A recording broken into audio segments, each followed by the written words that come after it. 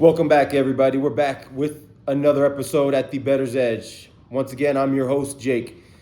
Before we get started, you guys know the drill. Do me a solid, like the video, subscribe to the channel if you haven't already.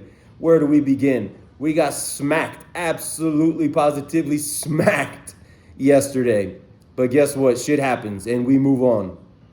It's the first losing day I've had on this channel. And we are going to bounce back in a big way today. But let's recap yesterday. I'm not going to run away from the L's that I took. Sometimes you got to take it on the chin and take your medicine. And that's what we're going to do today. The Seattle Mariners let us down big time, in a big way, in a big spot. They are now in a little bit of trouble in this series, going back home 2-2. I thought the series was going to end yesterday. That obviously did not happen. Make no bones about it. The Seattle Mariners were the wrong side yesterday. I'm not going to make any excuses for the pick. They were absolutely the wrong side. They had an opportunity to put the game away early. They didn't do it.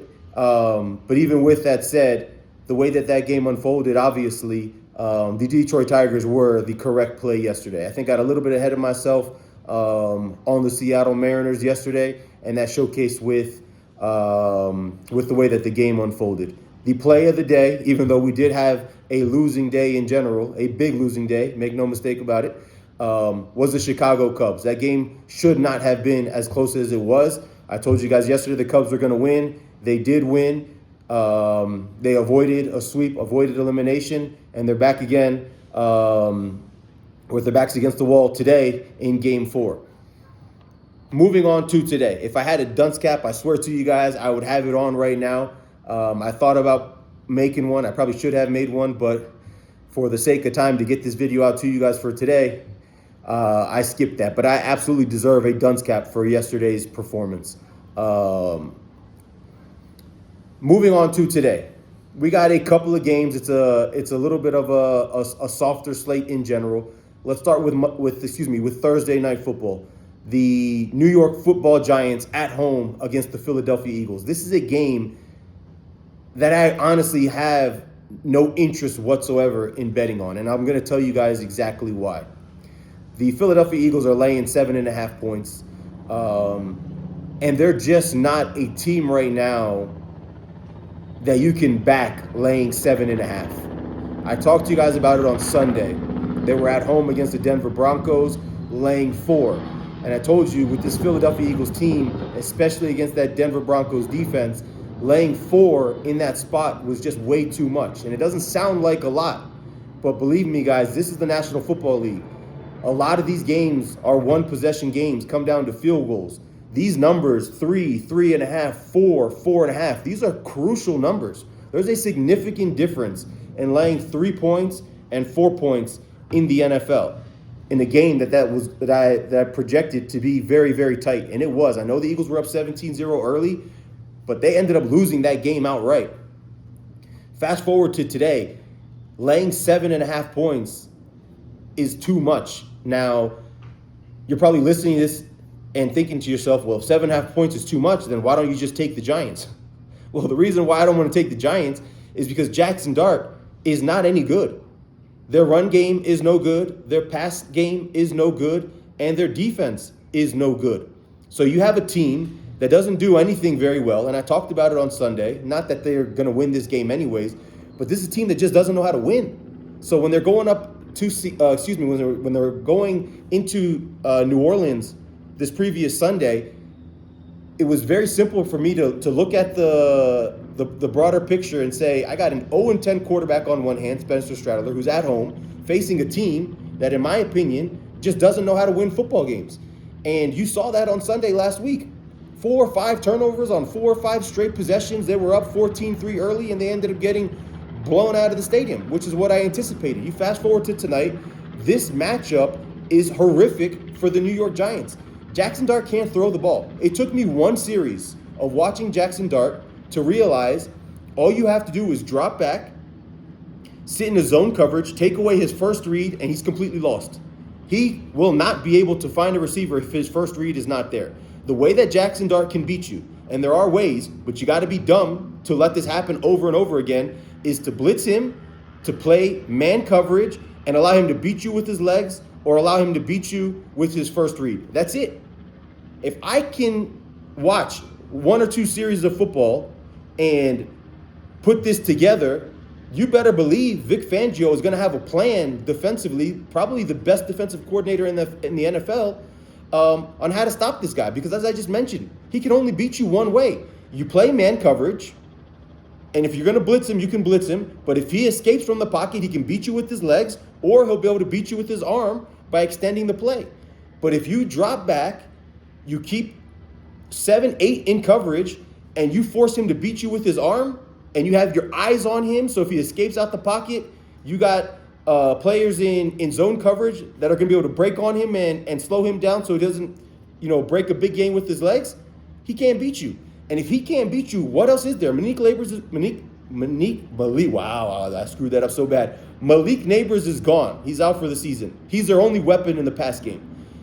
Cam Scadaboo isn't going to beat you on the ground with explosive plays. Yeah, he's going to be able to get you 3, 4, 5 yards, maybe in instances where there's only 1 or 2 yards there, but he's not an explosive play running back. So how are the New York Giants going to score? I don't know. The reason why I don't want to take the Philadelphia Eagles, as I talk to you guys about each and every single week, when you're laying 7.5 points, you leave the door open for a backdoor cover. If you're forcing me right now to make a pick on this game, I would take the Eagles. Do I like it? Not that much. I definitely don't love it. But I like the Eagles in this spot if you're forcing me to decide way more than I like the Giants, considering the fact of everything that I just said. They're not going to be able to score. They're not going to be able to defend very well. The Saints moved the ball up and down the field last week. They had probably close to 400 yards of offense. They were in the red zone seemingly every single possession that they had the ball. Credit to the Giants' defense. They held them to field goals just about each and every single time. I don't remember the final score. Obviously, they had a defensive touchdown, picked up the fumble, and ran it back for 6. But they had at least 3 or 4 field goals in that game in instances where they could have and probably should have scored touchdowns. When you're going up against this Philadelphia Eagles offense that's struggling mightily with Barkley, with Devontae Smith, with A.J. Brown, struggling to put up points, it's hard. It's almost impossible for me to sit here and recommend to you guys lay 7.5 points in a sport where most of these games, 70, 80% of these games come down to one possession.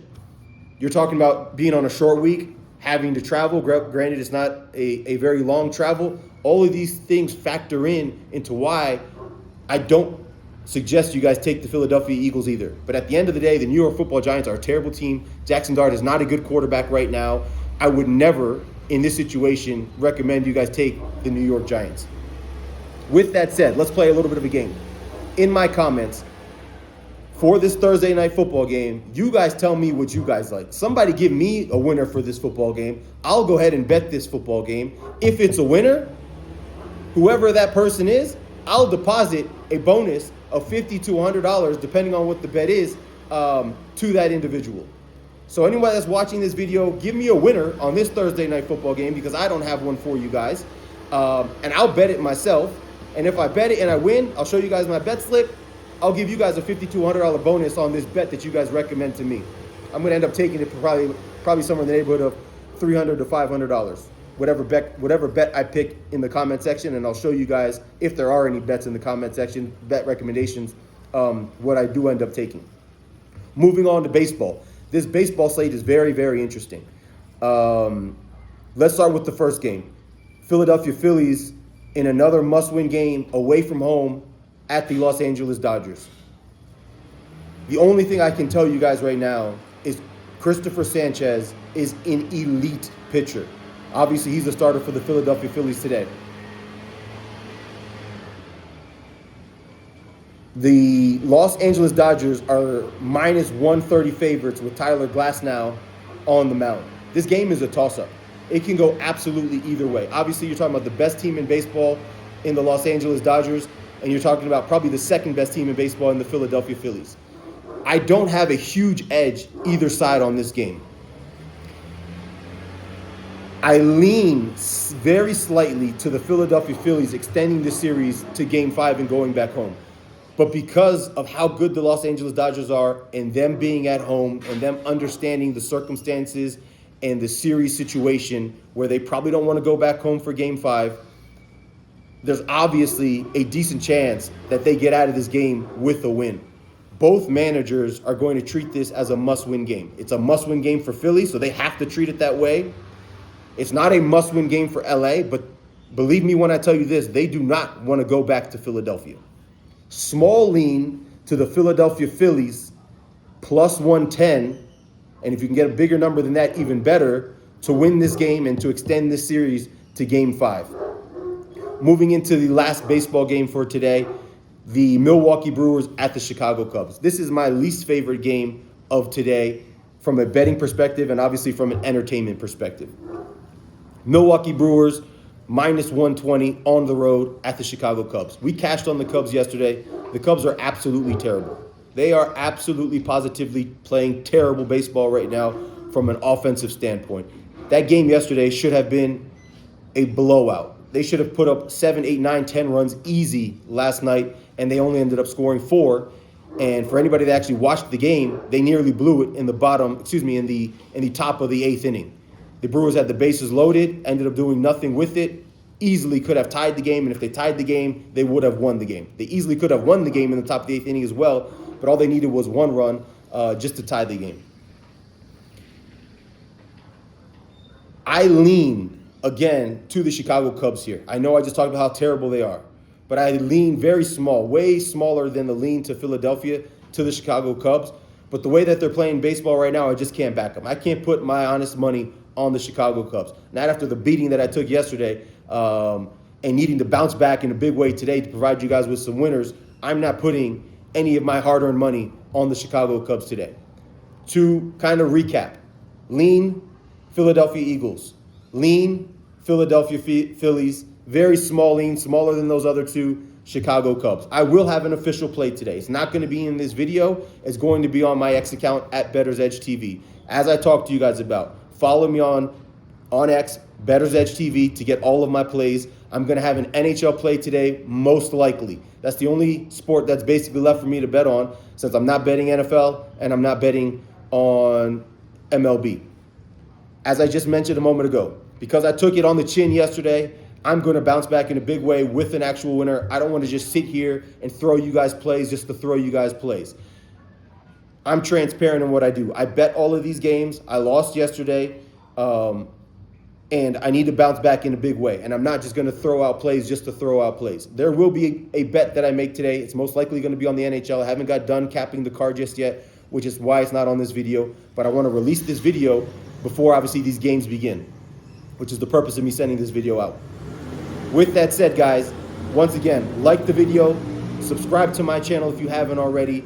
I'm going to be producing winners on a daily basis moving forward.